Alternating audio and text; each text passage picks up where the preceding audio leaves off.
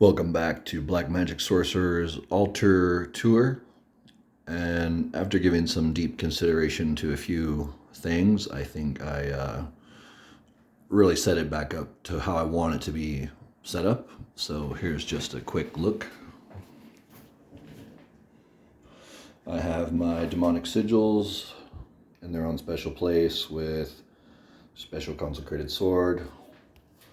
I almost always keep a incense burner on the altar, but once it burns out, I just remove it. So in theory, it would look more like this. I like to have two unspent candles on the altar, just more for a decoration, and then I use these shitty little black candles, which I don't recommend you buy. I'm going to show you the brand in a second, just because that's how bad they are. I got my tetragrammaton and wand being charged here with some amethyst crystals. And I'm preparing for a special reading tonight that I'm going to be doing for a friend. You know who you are, so thank you so much for humbling me and giving me the opportunity to read for you. So, and of course we have my grimoire here, which I do have full intentions of putting all my stuff into at some point, but for now it's basically just for show. I want to do something with the cover very badly.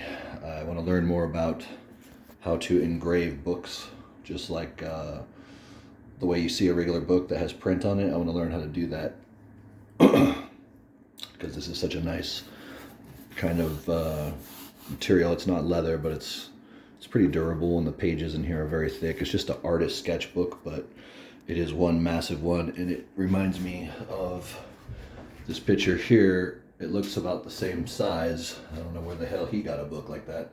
Anyway, I digress. So you're probably wondering why I have the money everywhere. It's just a way of manifesting money, basically, and acknowledging that Azazel is worth making a sacrifice for. It doesn't have to be a big one. Just the thought that counts. He appreciates beer. He really does, especially dark beer. So I wanted the altar to be more simple. I also wanted it to look a little more sinister than it was before, but I also think it's not overkill. So certain spirits like to have their sigil put up higher than the others, especially Satan and the higher ups. They don't, if you got someone of a lesser rank, they seem to like to have their symbol or candle put up a little higher than the others. It's just part of their respect towards each other, I guess. So in their ranks, they definitely consider each other by rank. So what that rank or true rank is, I think we all wish we knew, but I think there are certain things that go on with spirits that we're not meant to know about, and it's stuff that you wouldn't be able to talk about if you did know it. So my inspiration was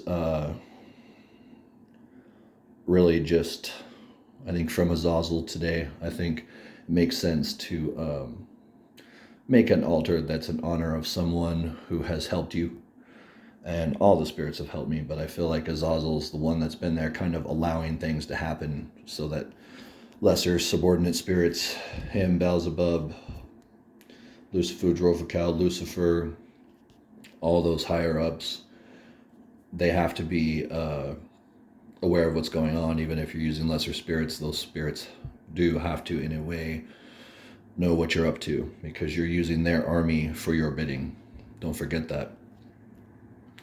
So I did leave my chalice here because I just love this cup, and I filled it with salt water. So I'm going to show you what I do to consecrate an altar. Usually I have already put a drop of my own blood into the water. So a good altar is balanced by the elements. So that's why I have water on my altar. I have fire on my altar.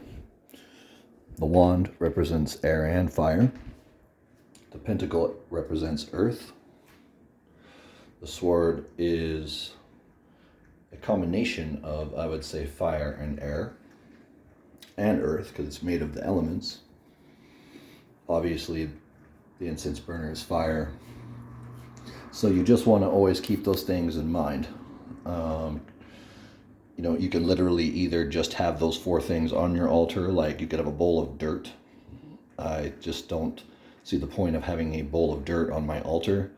It seems to be more of a Wiccan practice, and obviously what we're doing here is a little more dark, so no thanks. Don't want anything on my altar that is childish or cheapified or over commercialized. I would wish I had the tools, time, and energy to create 100% my own stuff. So in theory, it'd be nice to make an altar out of wood that you craft with your hands, and everything down to the minutest detail, all made of things that are made in nature. Even your sword should be crafted somehow out of a forge if you can, because it's about putting in the work to make something amazing. You going to Amazon and buying a bunch of fucking toys isn't what impresses the spirits. It's the way you consecrate these items, the way you treat them, and the way you dedicate them. And they definitely will start to resonate with power. Everybody that I've ever allowed to hold this tetragrammaton symbol has told me that it's very, very powerful, the name itself, and it's very, very powerful in creation and being connected to God. So, of course, I keep a book of the Goetia ends on the altar, and that's pretty much it. But I just wanted to kind of show you what was more in my mind of a more simple, more clean looking altar. So any ideas or suggestions? I definitely like hearing from you guys, and thank you for those of you who did make some suggestions. It means a lot to me. So dark blessings, and until later.